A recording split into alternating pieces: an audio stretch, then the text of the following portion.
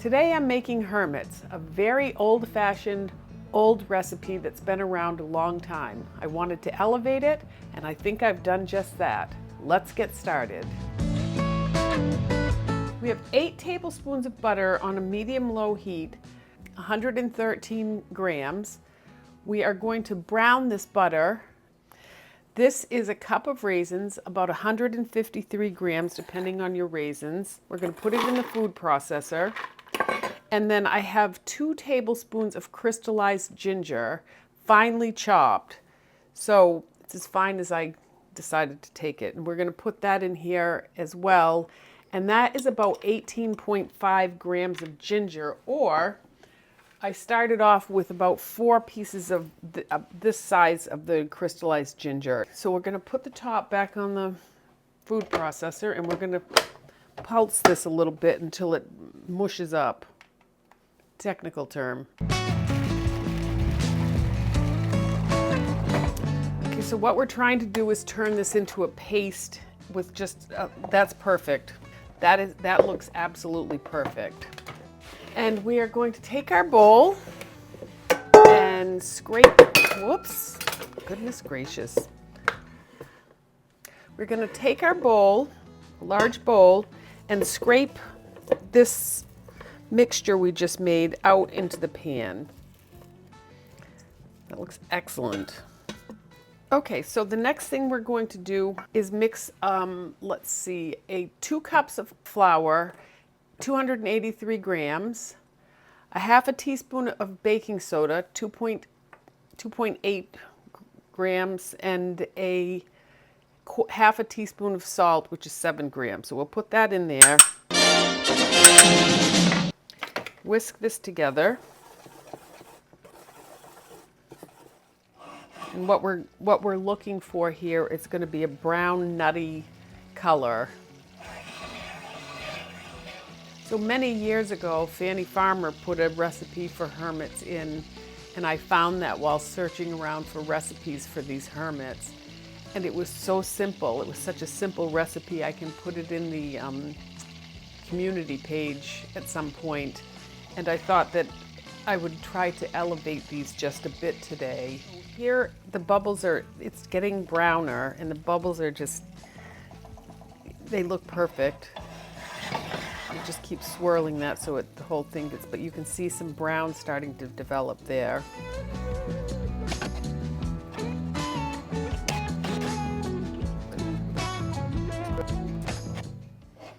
Careful with this because it goes from being beautiful to burned in about a second, so just don't want to take it off until it's really rich. I think I'm going to leave that there. That's looking just deep brown. Put this back over the heat for just a second and put in the teaspoon of ground cinnamon, 2.6 grams, and allspice, 0.7 grams or a quarter teaspoon. And then stir that in. Get those heated up for about 10 seconds until you can smell them. Oh my gosh. Oh my gosh, that smells so good. Okay. And now we're going to pour that over this raisin mixture. And then we're going to take this raisin mixture and stir that. We'll let that sit and cool off for a few minutes. Okay, so this is cooled down enough, and we're going to put in 149 grams or 3/4 cup of brown sugar. Also going to add, let's see, how much molasses? A half a cup of molasses or 120 milliliters.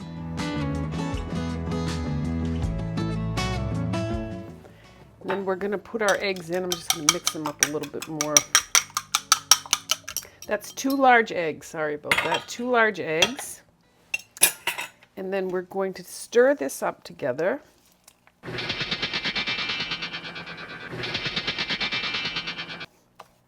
Okay, so now we're going to take our flour mixture and we're going to dump that in, and this is going to be very wet and sticky. And we're going to stir this in. Okay. Okay, we're going to cover this with some plastic wrap. We're going to put it in the refrigerator for about an hour and a half until that all settles down and incorporates itself and thickens up a little bit and becomes a little bit easier to use. Okay, we'll be back. Okay, so I just took these out of the refrigerator. This dough is now cold. It's been in there for a few hours. I started another project and just got back to it. So we're going to divide this dough into 4 equal pieces. Okay, there we have our 4 equal pieces. And the next instructions are to roll each piece into a 10-inch log. So 10 inches is 25 centimeters. And I'm going to go from the edge of the circle to the edge of the circle here. Much more intelligent way to do this. Okay, that's a nice 10 inches there. My oven is at 350 degrees. Now, these go into the oven for about 15 minutes. Okay. So the test to see if these are done is when you poke on the side and it barely holds a dent, and that's exactly what happens. So this is awesome. These feel almost underdone. They're perfect. They rested on the pan for 5 minutes, and now we're going to take them off of the cookie sheet and put them on the cooling rack. And we're going to let these cool until they're completely cool. So while we're waiting, I'm going to put the frosting for these together. It's very easy. It's, how much confectionery sugar? 3/4 of a cup of confectionery sugar, or 85 grams, and 1.5 tablespoons of orange juice, or 22 milliliters. So I'm going to put this in here and see what happens. It seems like we might need more. Maybe not. I don't know, I think that's going to be great. Very nice. Okay. And then I have this little squirt bottle. Amazon has these, not very expensive, and they make decorating things like this so much easier. So I am going to put this in here. And now that is ready. Okay, so these have cooled off completely. They're not warm at all. You do not want these to be warm when you glaze these. So what we're going to do is we're going to cut these every 2 inches. We're going to have these cut every 2 inches.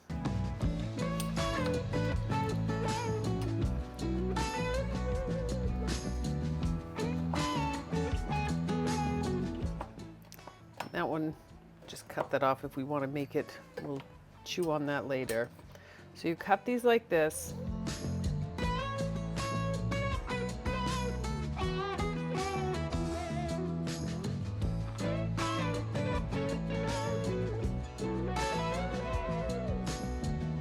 And voila, they're frosted. You can put a little more on if you want to, but you let these sit for 15 minutes and then you can eat them. I'm going to try this one.